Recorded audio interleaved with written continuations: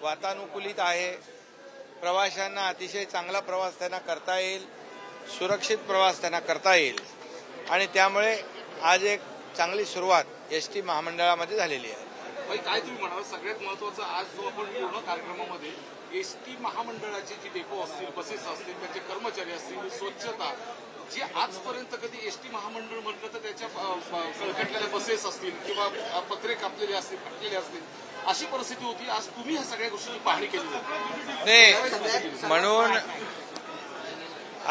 म्हणूनच एवढ्या मोठ्या प्रमाणावर आमच्या महायुती सरकारने एक 5150 एअर कंडिशन आणि इलेक्ट्रिक व्हेकल घेण्याचा निर्णय घेतला आणि ज्या एसट्या आहेत, जे प्रवासी, खरं म्हणजे एसटी ही महाराष्ट्राची लाईफलाईन आहे. गाव तिथे रस्ता म्हणतो तसं गाव तिथे एसटी ही लालपरी गोरगरिबांसाठी काम करते, एसटी सेवा देते आहे. पण एसटीची देखील व्यवस्थित निगा देखभाल राखली पाहिजे. एसटी स्वच्छ असली पाहिजे, धूळ मुक्त असली पाहिजे.